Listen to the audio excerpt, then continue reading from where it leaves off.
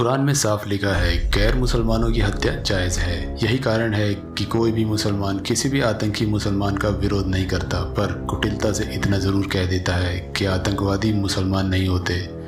पर ऐसा बोलने वाला मक्कार मुसलमान ही सबसे पहले उस आतंकवादी को दफन करने जाता है। कौन भूल सकता है कि लाखों मुसलमानों ने आतंकी कसाब ओसामा और याकूब मेनन के लिए मस्जिदों में इबादत किया था। इन जोरों की मृत्यु के पश्चात सारे मुसलमान खुलकर आतंकियों का साथ देते हैं, खुलकर जिहादियों को जगात से मदद करते हैं। बेशर्मी से गद्दार मुसलमान आतंकी बुरहान वानी और याकूब मेनन के जनाजे में लाखों की संख्या में शामिल हुए, क्योंकि इन दोनों आतंकियों ने काफिर हिंदुओं को मारा और आतंकी किताब कुरान के अनुसार गैर मुसलमानों जैसे कि हिंदू, यहूदी, सिख और ईसाई की हत्या जायज़ है। समय आ गया है खुलकर आतंकी मोहम्मद की सोच और कुरान के विरोध करने का, अन्यथा इस्लाम का नंगा नाच भारत को बर्बाद कर देगा। कुरान और इस्लाम को मानने वाले सारे मुसलमान आतंकी है, क्योंकि आतंकी किताब कुरान खुलकर हिंदू, सिख, जैन, ईसाई और गैर मुसलमानों के कत्ल का समर्थन करता है।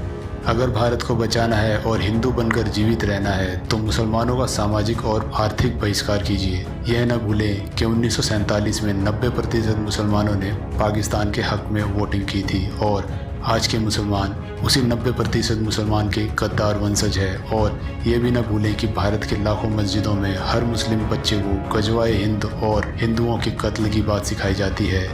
आज कमलेश जी की मृत्यु हुई है, कल हम सब मारे जाएंगे, क्योंकि ये मक्कार कौम हमारे पैसे से ही हमारे खिलाफ देश से और हिंदुओं से गद्दारी कर रहे हैं। ये सारे कार्य अपने ही मजहब के लोगों से करवाते हैं। इन गद्दारों ने हिंदुओं का बहिष्कार 1000 सालों से कर रखा है। आप केवल 2 उदाहरणों से समझ जाएंगे। अगर आप किसी मुस्लिम को कॉन्ट्रैक्ट देते हैं घर के इंटीरियर डेकोरेशन का, तो वह मुस्लिम कारीगर, इलेक्ट्रीशियन, कड़िया, कारपेंटर, प्लम्बर और मिस्त्री को ही बुलाएगा।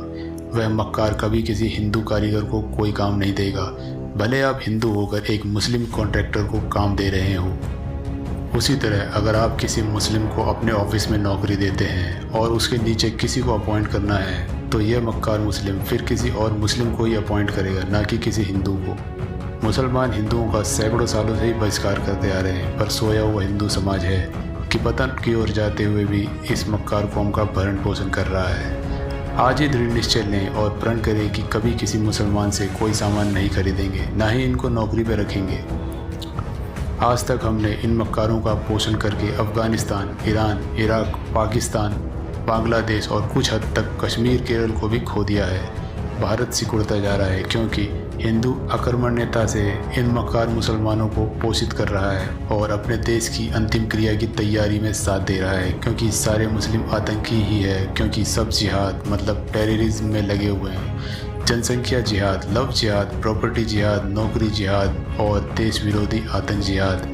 देश और धर्म को बचाए इन अधर्मियों से आज और अभी से इन मक्कारों का बहिष्कार कीजिए। गांधी जी ने हिंदुओं के साथ बहुत बड़ा विश्वासघात किया, जो पाकिस्तान देने के बाद भी इन मलेच्छों ने रोक लिया। इस पोस्ट को ज़्यादा से ज़्यादा शेयर करें। जय श्री राम, भारत माता की जय।